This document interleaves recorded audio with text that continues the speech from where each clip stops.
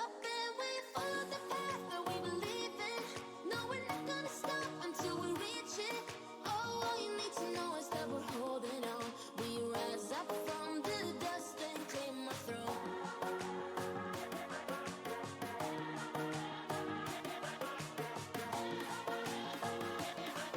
We rise up from the dust and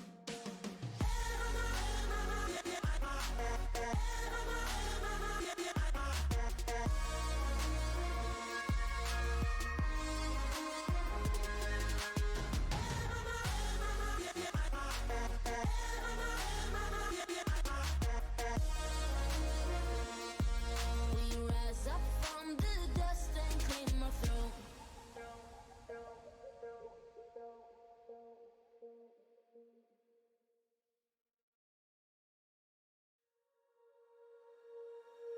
Okay. Oh, whoops. Forgot to uncover my camera. Hello. So, here we are. Get to start a new book. We're starting Fingerprints of the Gods by Graham Hancock tonight. And I didn't open up the damn book. Why didn't I open the book? Okay. So, I have it as Kindle format. So, uh, it is what it is. So, I believe this came out in the 90s. I'm not 100% sure. 1995. So it's one of his earlier books on this subject, or maybe his earliest book in this subject. I have not ever read it. So I'm looking forward to it. Looks like it is 52 chapters. I don't know how long they are. Not going to read the acknowledgments. If you want to pick it up and read the acknowledgments, that's on you. Part 1, the introduction, the mystery of the maps is where we'll be starting off. And it looks like it's not too awful long. So it goes right into chapter 1. It doesn't have a big introduction. So, all right. Settle in, get yourself a drink. Here we go. Chapter 1, a map of hidden places. 8 Renaissance Technical Squadron, SAC, United States Air Force, Westover Air Force Base, Massachusetts. So it looks like it starts off with a letter or an email. Well, maybe not an email, a letter. It wouldn't have been email back then. 6 July 1960. Subject: Admiral Piri Reis World Map. To Professor Charles H. Hapgood. I do want to read Charles Hapgood's books. I believe I have one of them, and I'm looking for the others in electronic format because I just don't have the room for all the physical books I wish I had. Anyway, to Professor Charles H. Hapgood, Keene College, Keene, New Hampshire. Dear Professor Hapgood, your request for evaluation of certain unusual features of the Piri Reis world map of 1513 by this organization has been reviewed. The claim that the lower part of the map portrays the Princess Martha coast of Queen Maud Land, Antarctica, and the Palmer Peninsula is reasonable. We find this is the most logical and, in all probability, the correct interpretation of the map. The geographical detail shown in the lower part of the map agrees very remarkably with the results of the seismic profile made across the top of the ice cap by the Swedish-British Antarctic expedition of 1949. This indicates the coastline had been mapped before it was covered by the ice cap. The ice cap in this region is now about a mile thick. We have no idea how the data on this map can be reconciled with the supposed state of geographical knowledge in 1513. Harold Z. Ohlmeyer, Lieutenant Colonel, United States Air Force, Commander. Despite the deadpan language, Ohlmeyer's letter is a bombshell. If Queen Maud Land was mapped before it was covered by ice, the original cartography must have been done an extraordinarily long time ago. How long ago exactly? Conventional wisdom has it that the Antarctic ice cap, in its present extent, and form is millions of years old. On closer examination, this notion turns out to be seriously flawed. So seriously that we need to not assume the map drawn by Admiral Piri Reis depicts Queen Maud Land as it looked millions of years in the past. The best recent evidence suggests that Queen Maud Land and the neighboring regions shown on the map passed through a long ice-free period which may not have been come completely to an end until about 6,000 years ago. This evidence, which we shall touch upon again in the next chapter, liberates us from the burdensome task of explaining who or what had the technology to undertake an accurate geographical survey of Antarctica in, say, 2 million BC, long before our own species came into existence. By the same token, since mapmaking is a complex and civilized activity, it compels us to explain how such a task could have been accomplished even 66,000 years ago, well before the development of the first true civilizations recognized by historians. Which obviously he didn't know about Göbekli Tepe and stuff at that time, at the time this book came out. I think this is about 2 years before it was discovered. I think it was discovered in 97. Maybe I'm wrong there. Okay, recognized by historians. Ancient sources. In attempting that explanation, it is worth reminding ourselves of the basic historical and geological facts. 1.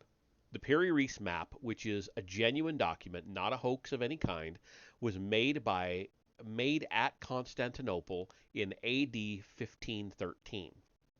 2. It focuses on the western coast of Africa, the eastern coast of South America, and the northern coast of Antarctica. 3. Piri Reis could not have acquired this information on this latter region from contemporary explorers because Antarctica remained undiscovered until AD 1818, more than 300 years after he drew the map. 4. The ice-free coast of Queen Maud Land shown in the map is a colossal puzzle because the geological evidence confirms that the latest date it could have been surveyed and charted in an ice-free condition is 4000 BC. 5. It is not possible to pinpoint the earliest date that such a task could have been accomplished, but it seems that the Queen Maud Land littoral may have remained in a stable, unglaciated condition for at least 9,000 years before the spreading ice cap swallowed it entirely. And 6, there is no civilization known to history that had the capacity or need to survey that coastline in the relevant period between 13,000 BC and 4000 BC.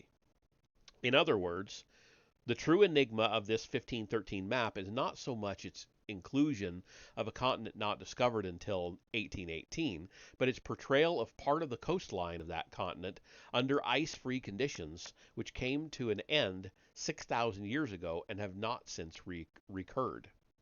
How can this be explained? Piri Reis obligingly Piri Reis obligingly gives us the answer in a series of notes written in his own hand on the map itself.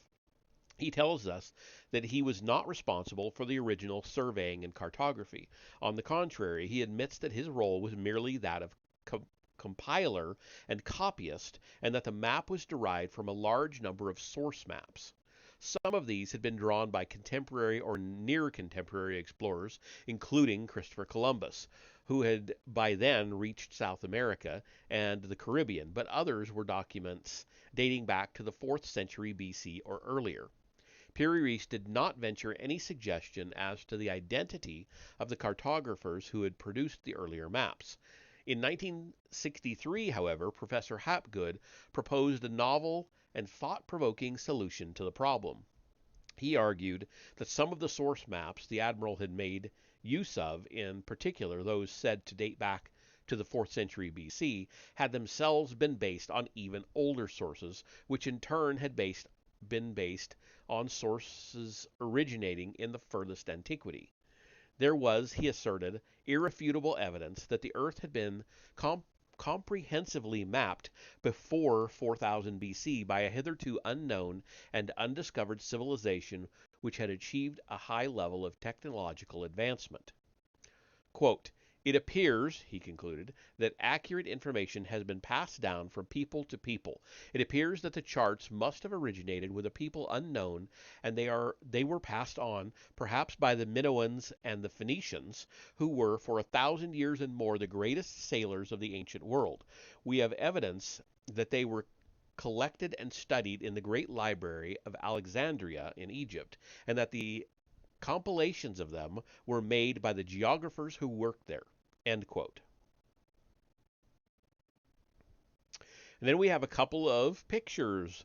One is of the Piri Reis map itself, and then the other is just a drawing of the outline of the coasts that it shows. So let me see about bringing those up. It is two different pictures, so um, I will show you those. There we go. So this is the Piri Reis map if you've never seen it before. I think I can blow that up a little bit more. There we go. So here is the east coast of South America, the west coast of Africa. We all recognize this swell that comes out on the west coast of Africa. And then down here, I think, if I'm remembering right, it's been a long time since I looked at this map, but I believe Antarctica is down here. But I could be wrong there. I could be totally wrong.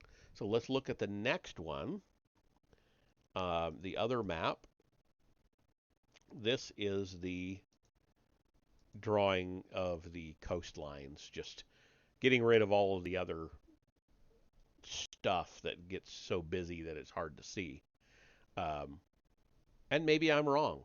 Maybe I'm totally off my rocker. I don't remember which. It seems, actually, now that I'm thinking of it, it seems like the map is not on a north, south, east, west configuration like a normal map. It seems to me like it was something else.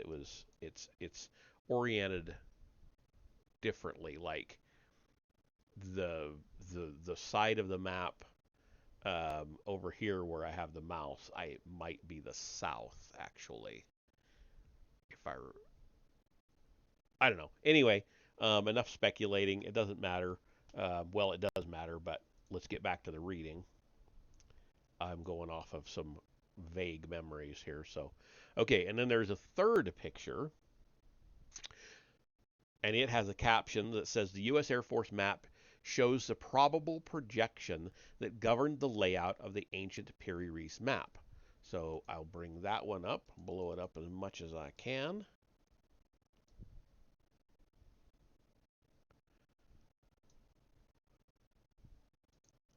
So there we are. It seems to be centered on, like, around Cairo. Oh, it does. It actually says there, centered near Cairo. Duh. I can read. Um, so yeah, I think I was right. It's showing just this little bit of the Antarctica, and then it's showing this whole coastline of South America and the knob here on the side of Africa. So I guess I wasn't as far off as I thought I was. All right. From Alexandria, according to Hapgood's reconstruction, copies of these compilations and some of the original source maps were transferred to other centers of learning, notably Constantinople. Finally, when Constantinople was seized by the Venetians during the Fourth Crusade in 1204, the maps began to find their way into the hands of European sailors and adventurers. And then we have a long quote. Quote, most of these maps were of the Mediterranean and the Black Sea, but maps of other areas survived. These included maps of the Americas and maps of the Arctic and Antarctic oceans. It becomes clear that the ancient voyagers traveled from pole to pole. Unbelievable as it may appear, the evidence nevertheless indicates that some ancient people explored Antarctica when its coasts were free of ice. It is clear, too, that they had an instrument of navigation for accurately determining longitudes that was far superior to anything possessed by the peoples of ancient, medieval, or modern times until the second half of the 18th century.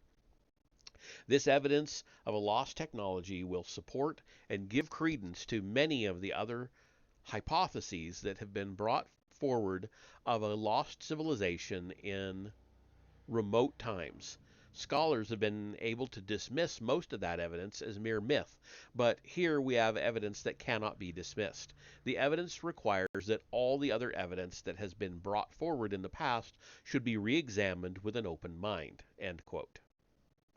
Despite a ringing endorsement from Albert Einstein, see below, and despite the later admission of John Wright, president of the American Geographical Society, that Hapgood had, quote, posed hypotheses that cry aloud for further testing, end quote, no further scientific research has ever been undertaken into these anomalous early maps. Moreover, far from being applauded for making a serious new contribution to the debate about the antiquity of human civilization, Hapgood, until his death, was cold-shouldered by the majority of his professional peers, who couched their discussion of his work in what has accurately been described as, quote, thick and unwarranted sarcasm, selecting trivia and factors not subject to verification as the basis for condemnation, seeking in this way to avoid the basic issues, end quote. A man ahead of his time. The late Charles Hapgood taught the history of science at Keene College, New Hampshire, USA. He wasn't a geologist or an ancient historian. It is possible, however, that future generations will remember him as the man whose work determined the foundations of world history and a large chunk of world geology as well. Albert Einstein was among the first to realize this when he took the unprecedented step of contributing the foreword to a book Hapgood wrote in 1953, some years before he began his investigation of the Piri-Reis map. Quote, and this is the Albert Einstein quote, I frequently receive communications from people who wish to consult me concerning their unpublished ideas, Einstein observed. It goes without saying that these ideas are very seldom possessed of scientific validity. The very first communication, however, that I received from Mr. Hapgood electrified me. His idea is original, of great simplicity, and, if it continues to prove itself, of great importance to everything that is related to the history of the Earth's surface. End quote. The idea expressed in Hapgood's 1953 book is a global geological theory which elegantly explains how and why large parts of Antarctica could have remained ice-free until 4000 BC, together with many other anomalies of Earth science. In brief, the argument is, 1. Antarctica was not always covered with ice and was at one time much warmer than it is today. 2. It was warm because it was not physically located at the South Pole in that period. Instead, it was approximately 2,000 miles farther north. This would have put it outside the Antarctic Circle in a temperate or cold temperate climate. 3. The continent moved to its present position inside the Antarctic Circle as a result of a mechanism known as Earth crust displacement, quote unquote. This mechanism, in no sense to be confused with plate tectonics or continental drift, is one whereby the lithosphere, the whole outer crust of the Earth, quote, may be displaced at times, moving over the soft inner body, such as the skin of an orange, if it were loose, might shift over the inner part of the orange all in one piece, end quote. And 4, during the envisaged southwards movement of Antarctica, brought about by Earth crust displacement, the continent would gradually have grown colder, an ice cap forming and remorselessly expanding over several thousands of years until it attained its present dimensions. Further details of the evidence supporting these radical proposals are set out in Part 8 of this book. Orthodox geologists, however, remain reluctant to accept Hapgood's theory, although none has succeeded in proving it incorrect. It raises many questions. Of these, by far the most important is what conceivable mechanism would be able to exert sufficient thrust on the lithosphere to precipitate a phenomenon of such magnitude as a crustal displacement. We have no better guide than Einstein to summarize Hapgood's findings. Quote, in a polar region, there is continual deposition of ice which is not symmetrically distributed about the pole. The Earth's rotation acts on these unsymmetrical deposited masses and produces centrifugal momentum that is transmitted to the rigid crust of the Earth. The constantly increasing centrifugal momentum produced in this way will, when it has reached a certain point, produce a movement of the Earth's crust over the rest of the Earth's body. End quote. That's from Einstein, folks. The Piri-Reis map seems to contain surprising collateral evidence in support of the thesis of a geologically recent glaciation of parts of Antarctica following a sudden southward displacement of the Earth's crust. Moreover, since such a map could only have been drawn prior to 4000 BC, its implications for the history of human civilization are staggering.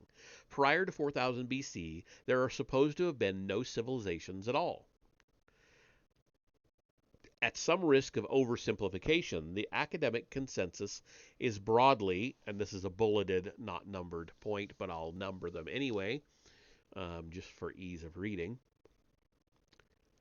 1. Civilizations first developed in the Fertile Crescent of the Middle East. 2. This development began after 4000 BC and culminated in the emergence of the earliest true civilizations, Sumer and Egypt, around 3000 BC, soon followed by the Indus Valley and China. 3. About 1500 years later, civilization took off spontaneously and independently in the Americas. 4. Since 3000 BC in the Old World and about 1500 BC in the New, civilization has steadily evolved in the direction of ever more refined, complex, and productive forms. And 5, in consequence and particularly by comparison with ourselves, all ancient civilizations and all their works are to be understood as essentially primitive. The Sumerian astronomers regarded the heavens with unscientific awe, and even the pyramids of Egypt were built by technological primitives, quote unquote. The evidence of the Piri-Reis map appears to contradict all of this.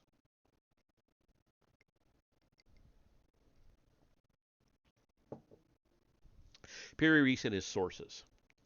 In his day, Piri-Reis was a well-known figure. His historical identity is firmly established. An admiral in the navy of the Ottoman Turks, he was involved, often on the winning side, in numerous sea battles around the mid-16th century. He was, in addition, considered an expert on the lands of the Mediterranean and was the author of a famous sailing book, the Kitabi Bahriya, which provided a comprehensive description of the coasts, harbors, currents, shallows, landing places, bays, and straits of the Aegean and Mediterranean seas. Despite this illustrious career, he fell foul of his masters and was beheaded in A.D. 1554 or 1555. The source maps Piri-Reis used to draw up his 1513 map were in all probability lodged originally in the Imperial Library at Constantinople, to which the admiral is known to have enjoyed privileged access. Those sources, which may have been transferred or copied from even more ancient centers of learning, no longer exist, or at any rate have not been found. It was, however, in the library of the old imperial palace at Constantinople that the Piri-Reis map was rediscovered, painted on a gazelle skin and rolled up on a dusty shelf as recently as 1929. Legacy of a Lost Civilization? As the baffled Ohlmeyer admitted in his letter to Hapgood in 1960, the Piri-Reis map depicts the subglacial topography, the true profile of Queen Maud Land, Antarctica, beneath the ice. This profile remained completely hidden from view from 4000 BC, when the advancing ice sheet covered it, until it was revealed again as a result of the comprehensive seismic survey of Queen Maud Land carried out during 1949 by a joint British-Swedish scientific reconnaissance team. If Piri-Reis had been the only cartographer with access to such anomalous information, it would be wrong to place any great weight on his map. At the most, one might say, quote, "Perhaps it is significant, but then again, perhaps it is just a coincidence." End quote. However, the Turkish admiral was by no means alone in the possession of seemingly impossible and inexplicable geographical knowledge. It would be futile to speculate further than Hapgood has already done as to what underground stream, quote unquote, could have carried and preserved such knowledge through the ages, transmitting fragments of it from culture to culture and from epoch to epoch. Whatever the mechanism, the fact is that a number of other cartographers seem to have been privy to the same curious secrets. Is it possible that all these map makers could have partaken, perhaps unknowingly, in the bountiful scientific legacy of a vanished civilization? And that is actually the end of chapter 1. Fairly short chapter. The next one is only like a page longer. So I'm going to go ahead and do it, and I'll see how I feel at the end of that one. My voice is holding up. We'll do a third. Not like there's a shortage of chapters in this book. So, chapter 2, Rivers in the Southern Continent. In the Christmas recess of 1959 and 60, Charles Hapgood was looking for Antarctica in the reference library of the Library of Congress, Washington, D.C. For several consecutive weeks he worked there, lost in the search, surrounded by literally hundreds of medieval maps and charts. Quote, this is a long quote. "I found," he reported, "many fascinating things I had not expected to find, and a number of charts showing the southern continent. Then one day I turned a page and sat transfixed, as my eyes fell upon the southern hemisphere of a world map drawn by Orontius Phineas in 1531. I had the instant conviction that I had found here a truly authentic map of the real Antarctica.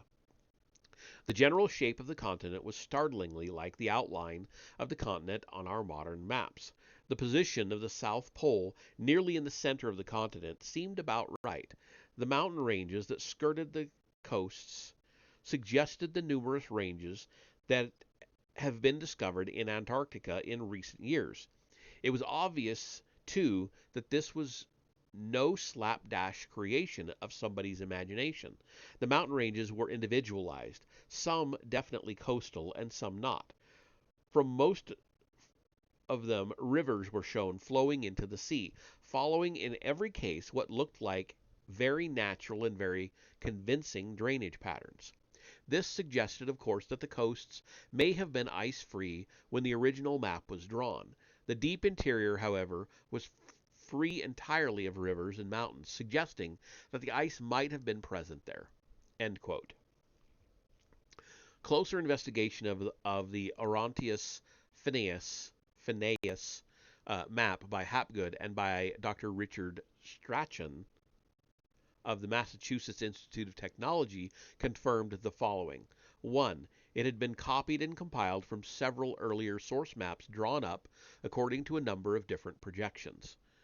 2. It did indeed show non-glacial conditions in coastal regions of Antarctica, notably Queen Maud Land, Enderby Land, Wilkes Land, Victoria Land, the east coast of the Ross Sea, and Mary Bird Land.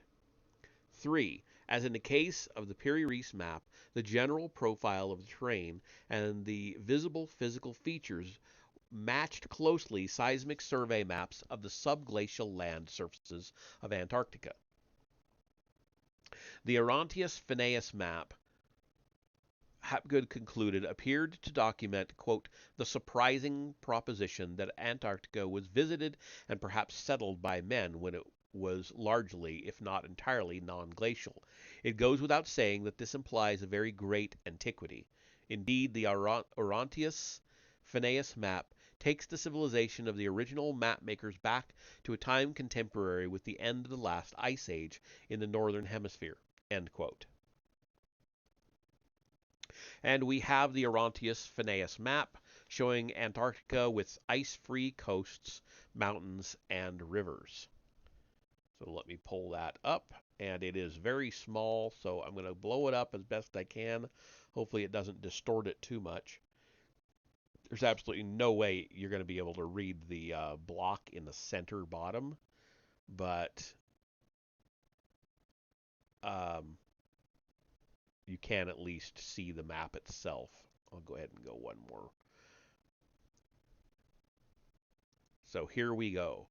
Now, this may be the map I was thinking of, or one of the maps I was thinking of that doesn't have a north at the top configuration, because I believe this over here is supposed to be Antarctica, and this is South America down here. I'm not 100% sure on that, but I think that is the orientation. Because that would mean this is Africa, and over here, this part sticking out, I hope you can see that, that would be India. So I think that's right. Or maybe not. I think that's right. Because that would put Australia up in this area, I think. So anyway, interesting map. I'd like to see it in a north, south, east, west configuration like we're used to. Things would look even more familiar to us, I think.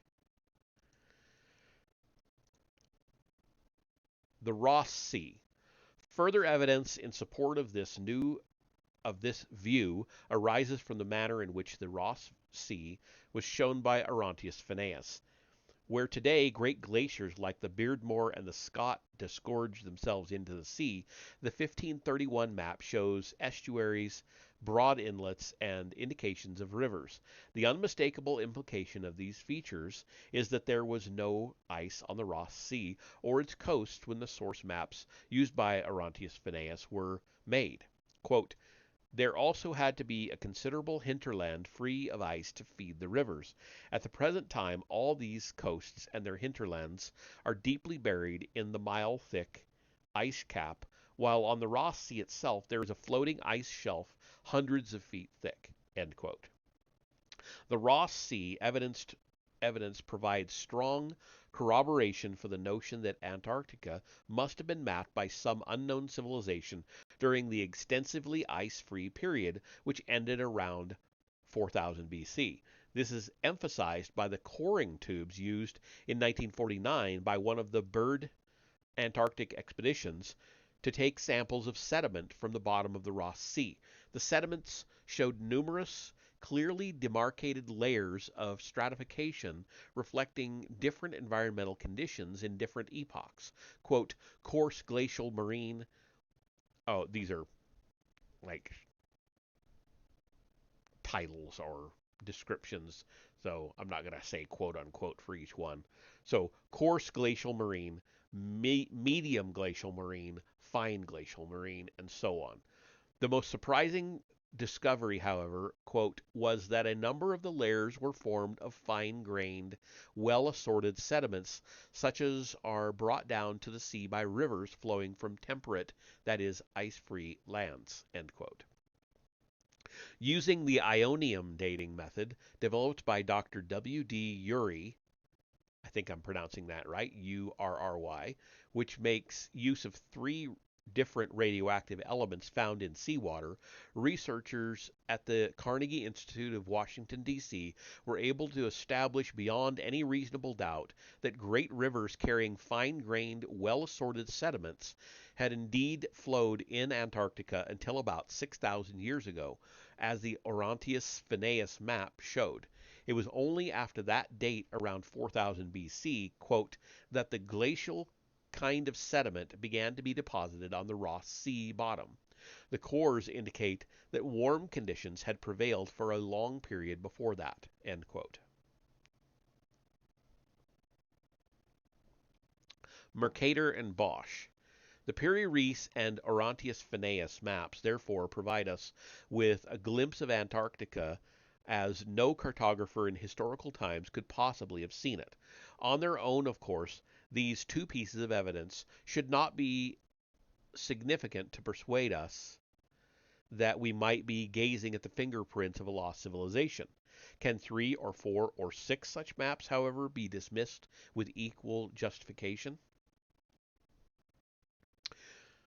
So we have another map, the Mercator map, showing Antarctica's mountains and rivers covered by ice. So I will bring that one up. And again, it is very small, so it's going to be not all that clear. So here we go. And I think once again we are seeing um, down here on the right side of the map, that is actually Antarctica. Down here on the lower right is South America. This sticking out here is the southern tip of Africa. And it's awfully busy up in here. It's hard to really see what's going on, but that would be the rest of Africa, India sticking out right here, Asia, and so on.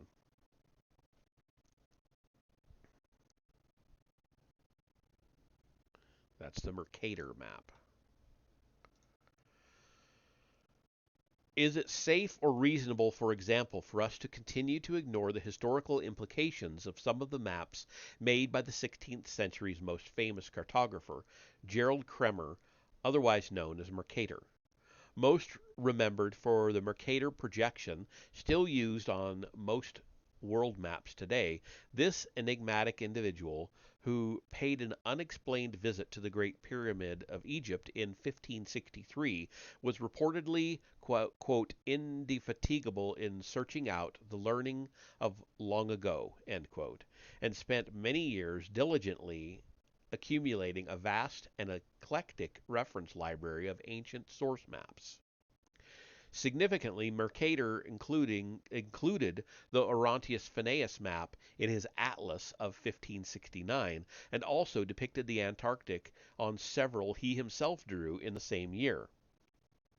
Identifiable parts of the then undiscovered southern continent on these maps are Cape Dart and Cape Herlacher in Mary Bird Land, the Amundsen Sea, Thurston Island in Ellsworth Land, the Fletcher Islands in the Bellinghausen Sea, Alexander I Island, the Antarctic Palmer Peninsula, the Weddell Sea, Cape Norvegia, the Regula Range in Queen Maud Land as islands, the Mullig-Hoffman Mountains as islands, the Prince Harold Coast, the Shiraz Glacier as an estuary on Prince Harold Coast, Pada Island in Lutzow Holm Bay, and the Prince Olaf Coast in Enderbyland.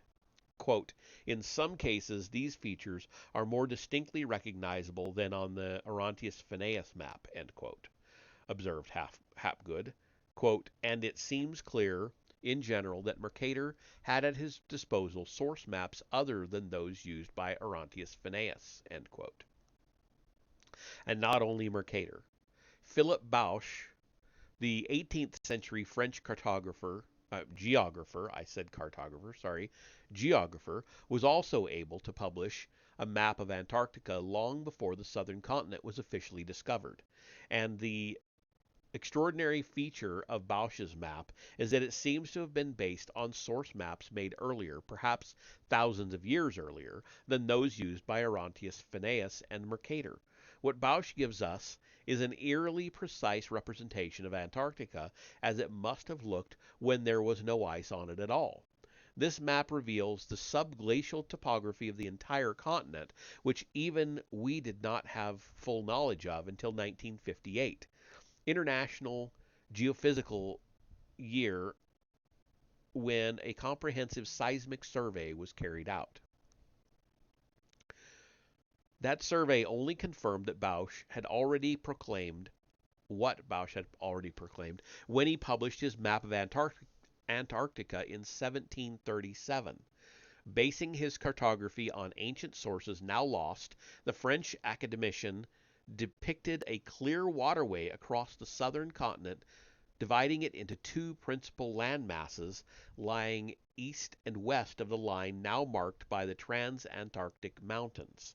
Such a waterway connecting the Ross, Weddell, and Bellinghausen seas would indeed exist if Antarctica were free of ice. As the 1958 IGY survey shows, the continent, which appears on modern maps as one continuous landmass, consists of an archipelago of large islands with mile-thick ice packed between them and rising above sea level.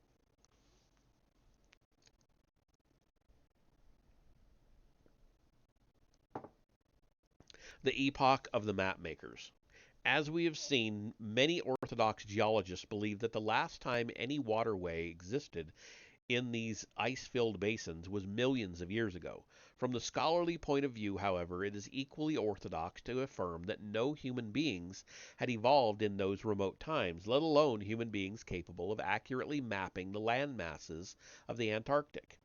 The big problem raised by the Bausch IGY evidence is that those land masses do seem to have been mapped when they were free of ice. This confronts scholars with two mutually contradictory propositions. Okay, and then we have another map. This is the Bausch map with land masses which show Antarctica very much as it would have looked before it became covered by ice. So here we go. Again, very small, but we'll make do. So there we go, the Bausch map.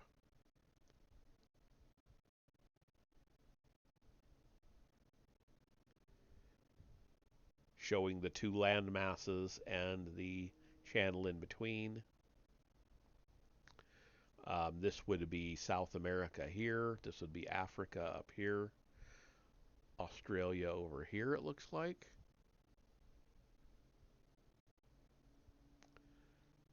So there you have it.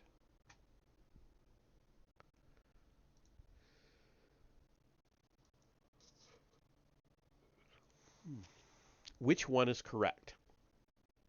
If we are to go along with Orthodox geologists and accept that millions of years have indeed elapsed since Antarctica was last completely free of ice, then all the evidence of human evolution painstakingly accumulated by distinguished scientists from Darwin on must be wrong. It seems inconceivable that this could be the case.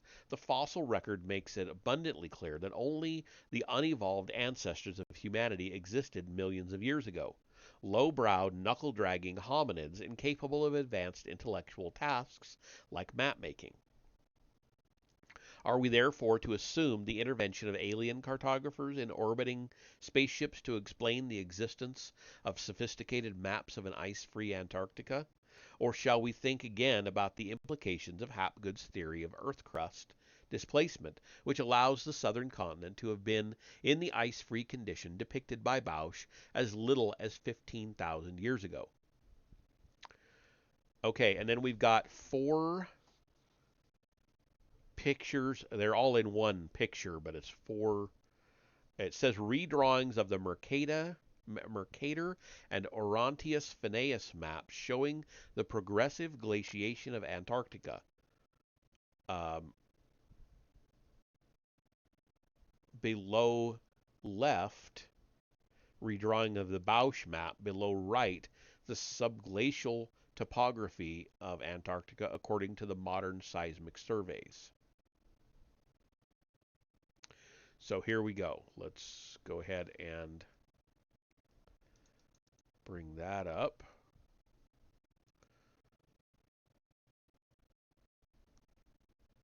So the redrawings of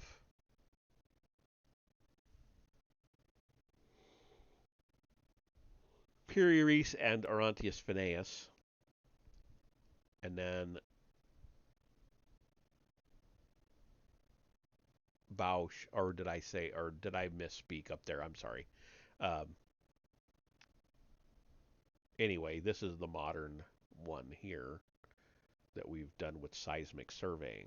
So pretty good, really, honestly, for what they are. So what was it? Mercator and Orontius Phineas at the top. I misspoke.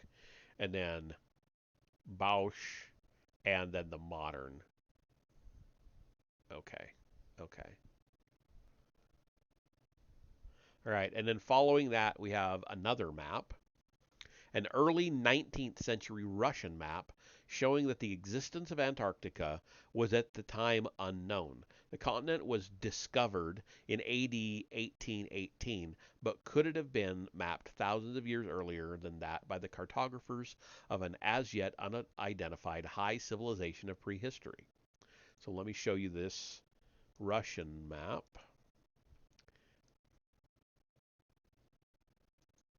So we have Australia over here, we have Africa, we have South America, we have no Antarctica.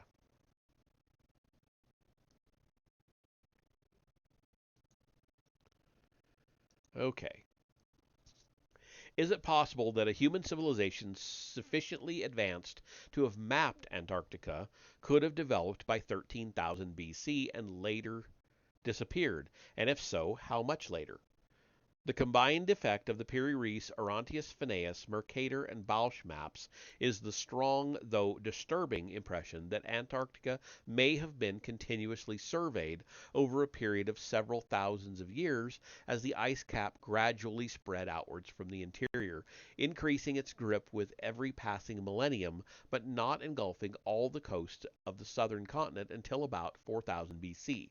The original sources for the Piri-Reis and Mercator maps must therefore have been prepared towards the end of this period, when only the coasts of Antarctica were free of ice. The source for the Orontius Phineas map, on the other hand, seems to have been considerably earlier, when the ice cap was present only in the deep interior of the continent, and the source for the Bausch map appears to originate in even earlier period, around 13,000 BC, when there may have been no ice in Antarctica at all. Hey Vesper, how you doing tonight? Talking about the various maps that show Antarctica before it was discovered. South America, where other parts of the world were other parts of the world surveyed and accurately charted at widely separated intervals during this same epoch, roughly from 13,000 BC to 4000 BC? The answer may lie once again in the Piri-Reis map, which contains more mysteries than just Antarctica. So he has another bullet pointed list here. I'll number them just because it's easier to denote. So 1. Drawn in 1513, the map demonstrates an uncanny knowledge of South America, and not only of its eastern coast, but of the Andes Mountains on the western side of the continent, which were of course unknown at that time. The map correctly shows the Amazon River rising in these unexplored mountains and thence flowing eastwards. 2. It's self-compiled from more than 20 different source documents of varying antiquity, the Piri Reis map depicts the Amazon not once but twice, most probably as a result of the unintentional overlapping of two of the source documents used by the Turkish admiral. In the first of these, the Amazon's course is shown down to its Para River mouth, but the important island of Marajo does not appear. According to Hapgood, this suggests that the relevant source map must have dated from a time perhaps as much as 15,000 years ago, when the Para River was the main or only mouth of the Amazon, and when Marajo Island was part of the mainland on the north side of the river. The second depiction of the Amazon, on the other hand, does show Marajo, and in fantastically accurate detail, despite the fact that this island was not discovered until 1543. Again, the possibility is raised of an unknown civilization which undertook continuous surveying and mapping operations of the changing face of the earth over a period of many thousands of years, with Piri Reis making use of earlier and later source maps left behind by this civilization. 3. Neither the Orinoco River nor its present delta is represented on the Piri Reis map. Instead, as Hapgood proved, quote, two estuaries extending far inland for a distance of about 100 miles are shown close to the site of the present river. The longitude on the grid would be correct for the Orinoco, and the latitude is also quite accurate. Is it possible that these estuaries have been filled in and the delta extended this much since the source maps were made? End quote. 4. Although they remained undiscovered until 1592, the Falkland Islands appear on the 1513 map at their correct latitude. And 5. The Library of Ancient Sources incorporated in the Piri Reis map may also account for the fact that it convincingly portrays a large island in the Atlantic Ocean to the east of the South American coast, where no such island now exists. Is it pure coincidence that this imaginary island turns out to be located right over the sub-oceanic mid-Atlantic ridge just north of the equator and 700 miles east of the coast of Brazil, where the tiny rocks of St. Peter and Paul now jut above the waves? Or was the relevant source map drawn deep in the last ice age when sea levels were far lower than they are today, and a large island could indeed have been exposed at this spot?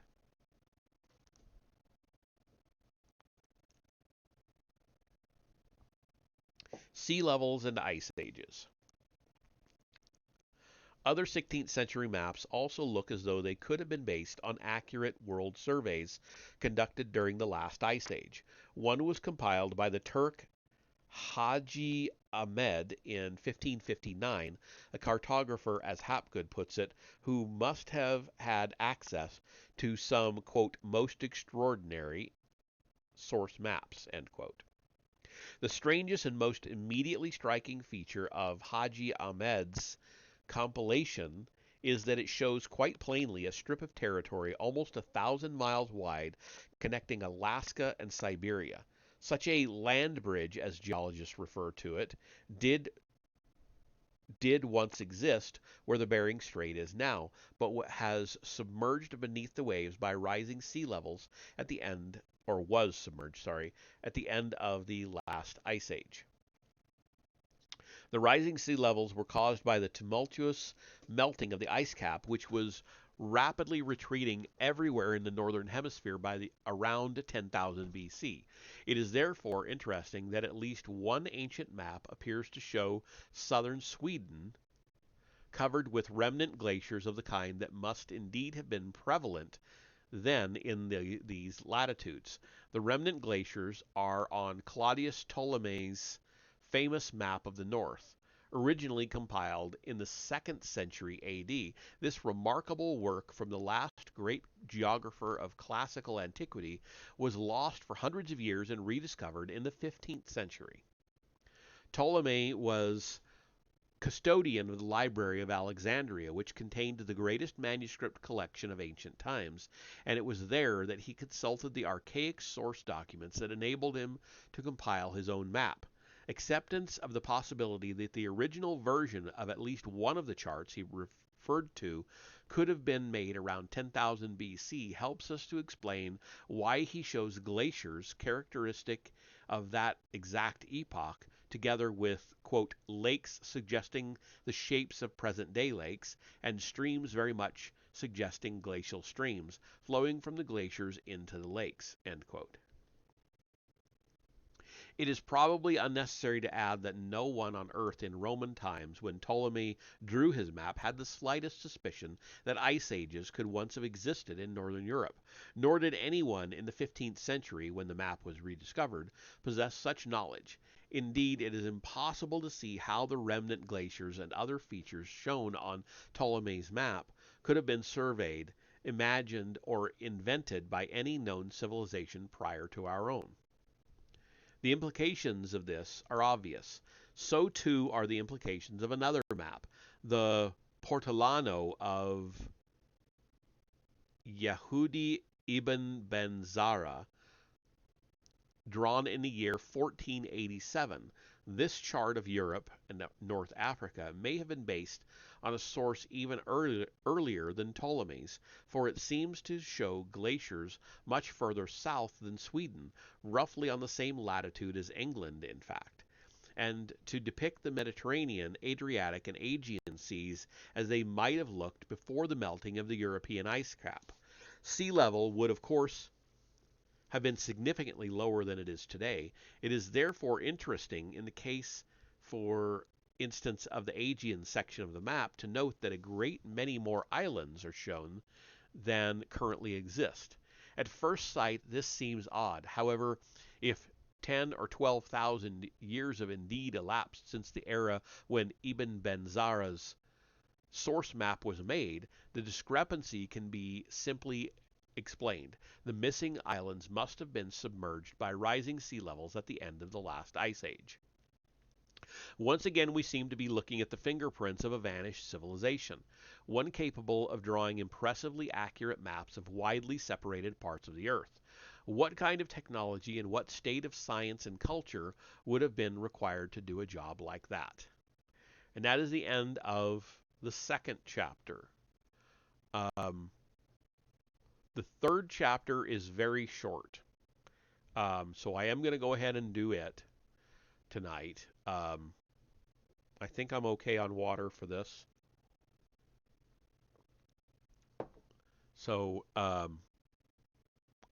let's just jump straight on into it. Chapter 3, Fingerprints of a Lost Science. We saw that the Mercator world map of 1569 included an accurate portrayal of the coasts of Antarctica as they would have looked thousands of years ago when they were free of ice. Interestingly enough, this same map is considerably less accurate in its portrayal of another region, the west coast of South America, than an earlier 1538 map also drawn by Mercator. The reason for this appears to be that the 16th century geographer based the earlier map on the ancient sources which we know he had at his disposal, whereas for the later map he relied upon the observations and measurements of the first Spanish explorers of western South America. Since these explorers had supposedly brought the latest information back to Europe, Mercator can hardly be blamed for following them. In so doing, the accuracy of his work declined.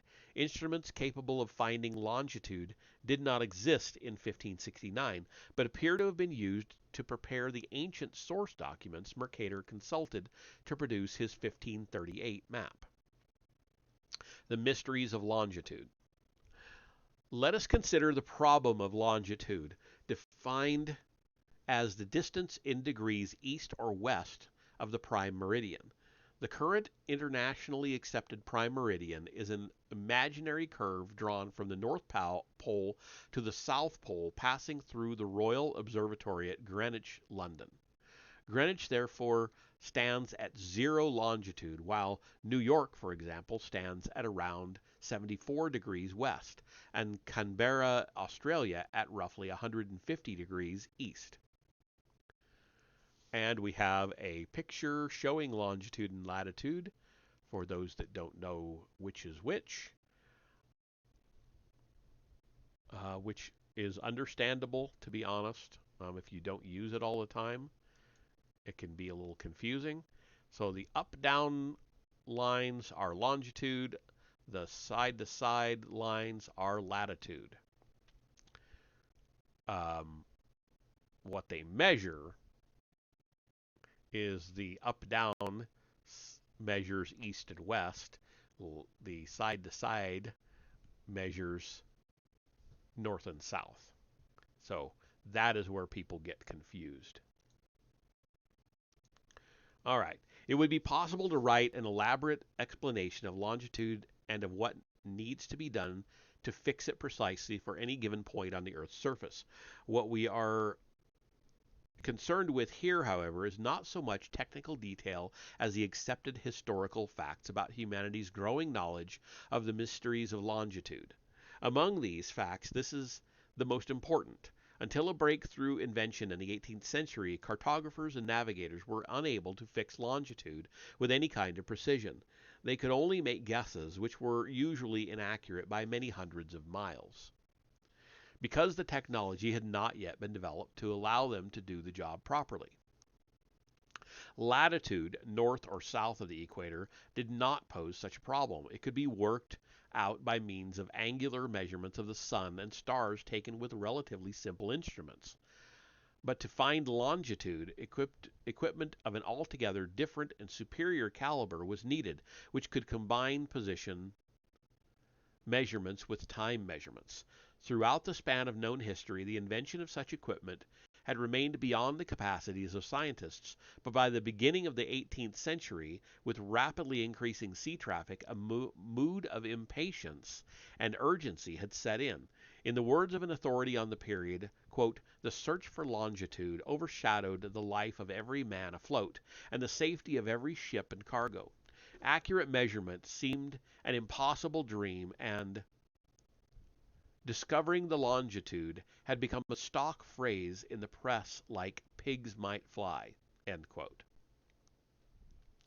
What was needed above all else was an instrument that could keep the time at the place of departure with perfect accuracy during long sea journeys, despite the motion of the sea and despite the adverse conditions of alternating heat and cold, wet and dry. Such a watch, quote unquote, as Isaac Newton told the members of the British government's official board of longitude in 1714, quote, "hath not yet been made," end quote. Indeed not. The timepieces of the 17th and early 18th centuries were crude devices which typically lost or gained as much as a quarter of an hour per day. By contrast, an effective marine chronometer could afford to lose or gain that much only over several years. It was not until the 1720s that the talented English clockmaker John Harrison began work on the first of a series of designs which resulted in the manufacture of such a chronometer. His objective was to win the prize of £20,000 offered by the Board of Longitude, quote, "for the inventor of any means of determining a ship's longitude within 30 nautical miles at the end of a 6 weeks' voyage." End quote. A chronometer capable of fulfilling this condition would have to keep time to within 3 seconds per day. It took almost 40 years, during which several prototypes were completed and tested, before Harrison was able to meet these standards. Finally, in 1761, his elegant chronometer number 4 left Britain on board HMS Deptford, bound for Jamaica, accompanied by Harrison's son William. 9 days into the voyage, on the basis of longitude calculations made possible by the chronometer, William advised the captain that they would sight the Madeira Islands the following morning. The captain offered 5 to 1 that he was wrong, but agreed to hold the course. William won the bet. 2 months later, at Jamaica, the instrument was found to have lost just 5 seconds.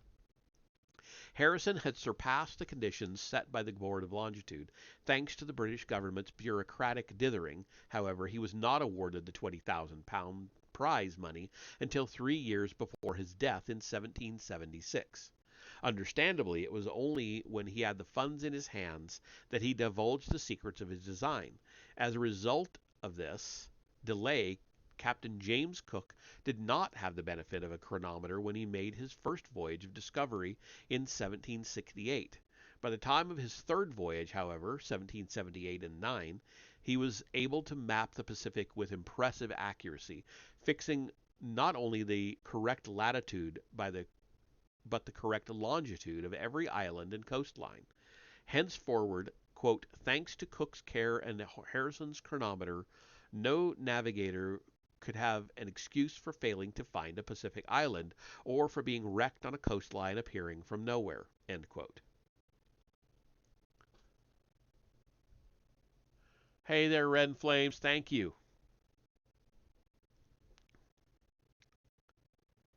Indeed, with their accurate longitudes, Cook's Pacific maps must be ranked among the very first examples of the precise cartography of our modern era.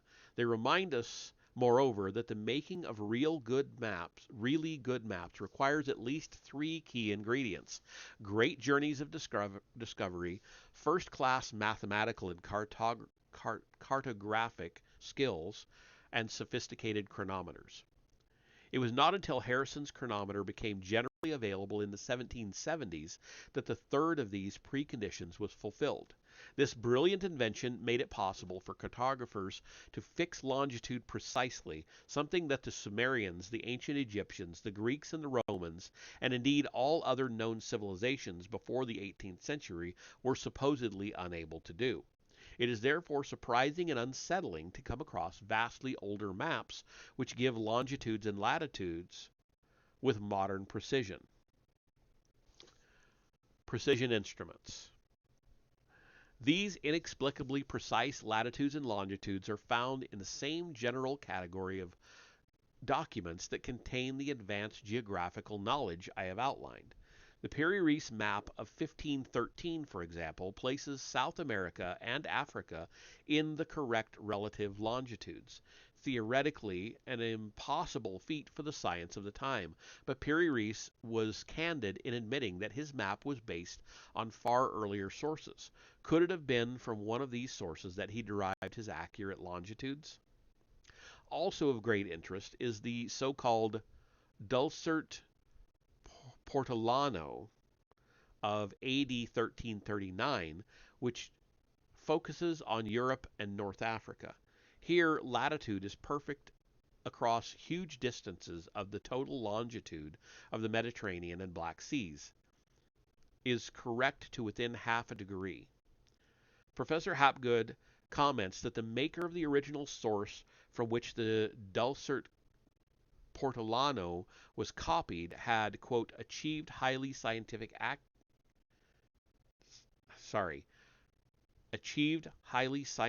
accuracy in finding the ratio of latitude to longitude. He could only have done this if he had precise information on the relative longitudes of a great many places scattered all the way from Galway in Ireland to the eastern bends of the Don in Russia, end quote.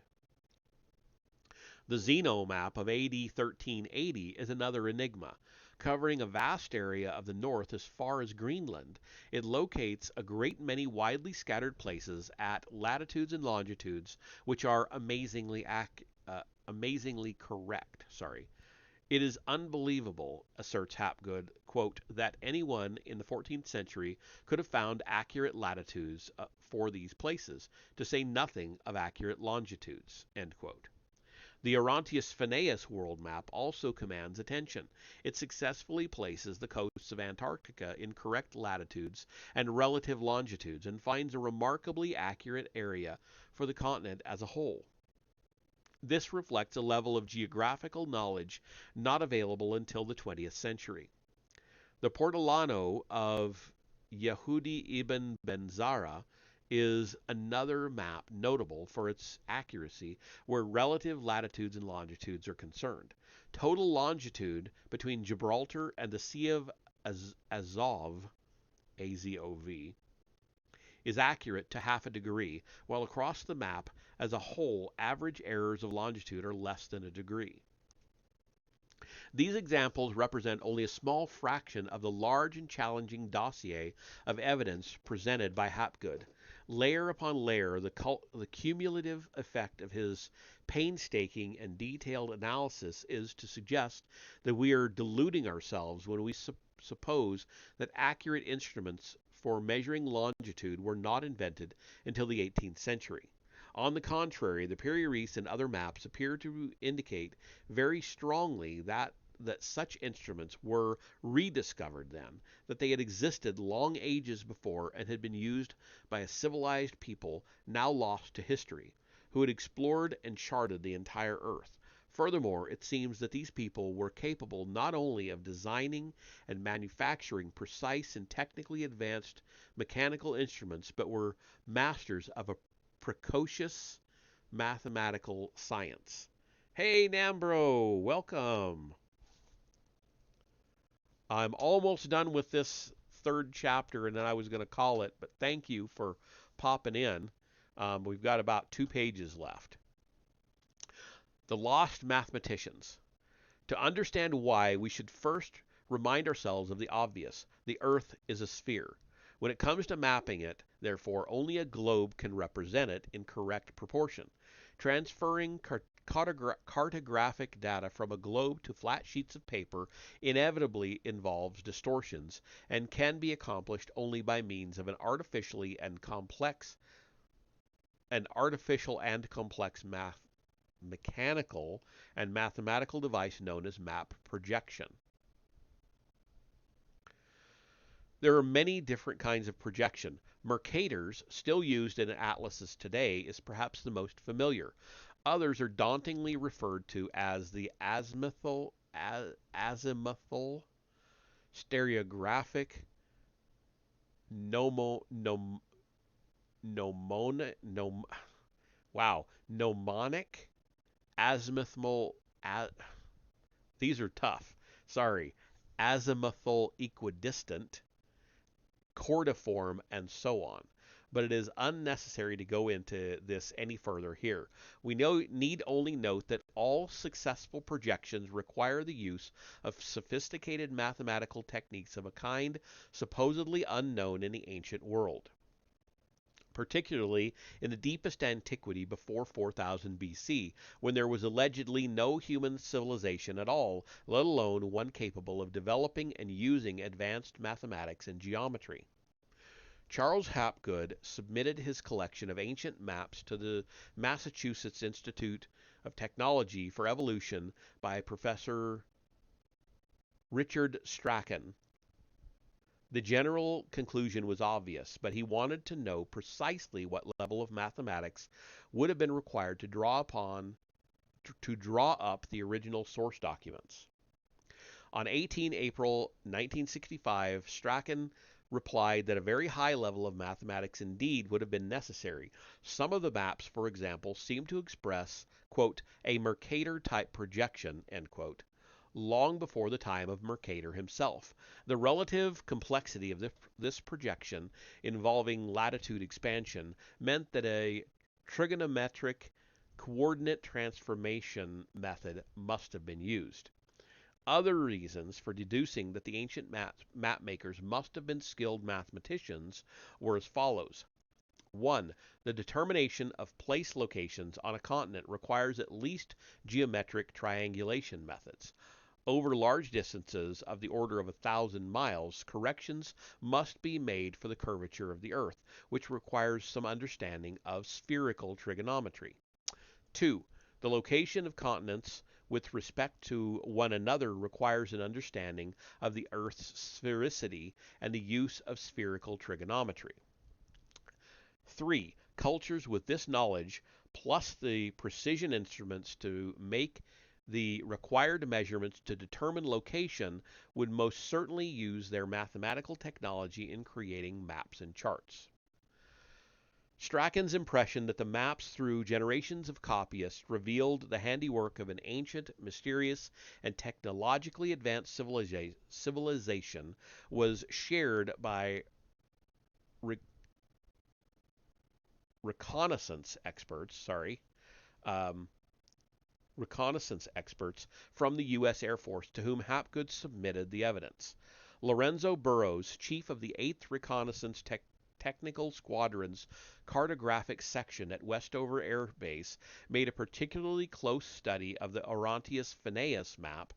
He concluded that some of the sources upon which it was based must have been drawn up by means of a projection similar to the modern cordiform projection. This, said Burrows, quote, suggests the use of advanced mathematics. Further, the shape given to the Antarctic continent suggests the possibility, if not the probability, that the original source maps were compiled on a stereographic or gnomonic type of projection involving the use of spherical trigonometry. We are convinced that the findings made by you and your associates are valid and that they raise extremely important questions affecting geology and ancient history. End quote. Hapgood was to make one more important discovery. A Chinese map copied from an earlier original onto a stone pillar in AD 1137. This map incorporates precisely the same kind of high quality information about longitudes as the others. It has a similar grid and was drawn up with the benefit of spherical trigonometry. Indeed, on close examination, it shares so many features with the European and Middle Eastern maps that only one explanation seems adequate. It and they must have stemmed from a common source. We seem to be confronted once again by a surviving fragment of the scientific knowledge of a lost civilization. More than that, it appears that this civilization must have been, at least in some respects, as advanced as our own, and that its cartographers had, quote, mapped virtually the entire globe with a uniform general level of technology, with similar methods, equal knowledge of mathematics, and probably the same sorts of instruments, end quote. The Chinese map also indicates something else.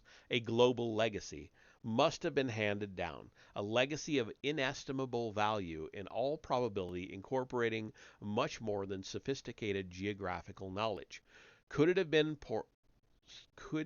been some portion of this legacy that was distributed in prehistoric Peru by the so-called Viracachas, mysterious bearded strangers said to have come from across the sea in a, quote, time of darkness, end quote, to restore civilization after a great upheaval of the earth? I decided to go to Peru to see what I could find. And that is the end of that 3rd chapter. And my voice is about done for the night. That also takes us out of part 1 of the book. We're going into part 2, so it's a good stopping point anyway. And part 2 is called Foam of the Sea, Peru, and Bolivia. So we will jump into that next time. And I'm just looking ahead.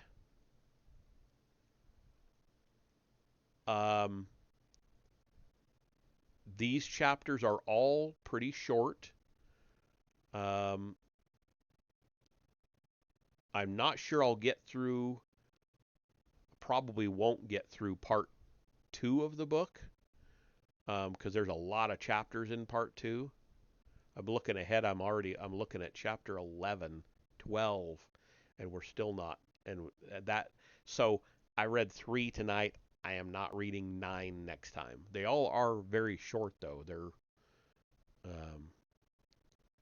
so it'll be pretty easy to get through, I think. It's so far it's been a pretty easy read. I'm enjoying it quite a lot. So I hope you're enjoying it so far, the first 3 chapters. I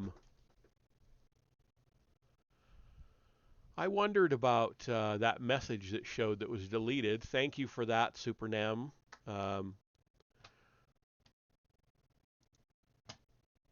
I didn't see the message, so I don't know what it was, but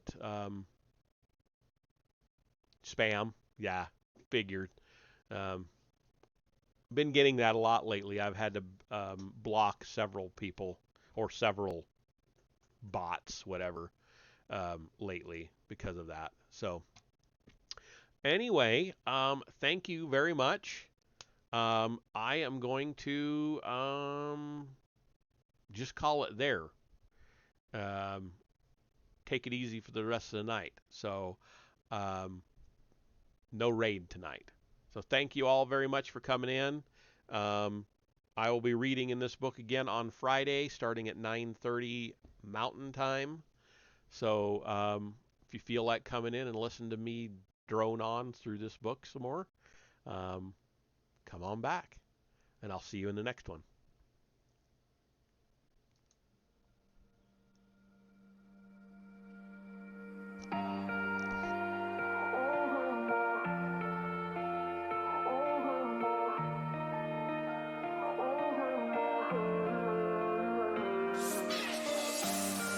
Feeling shattered skies, watching teary blue eyes, wonder where I might find some peace of mind.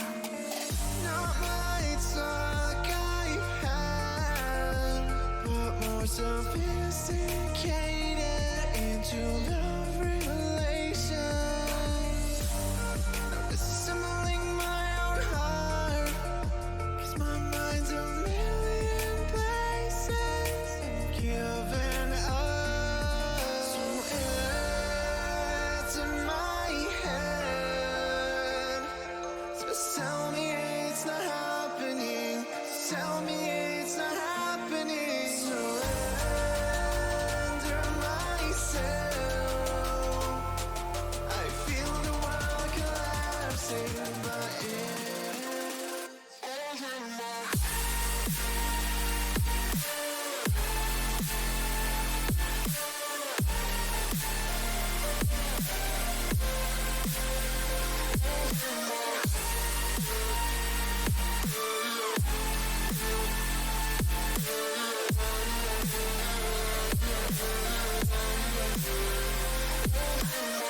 not lights like I've had, but more sophisticated into love relations.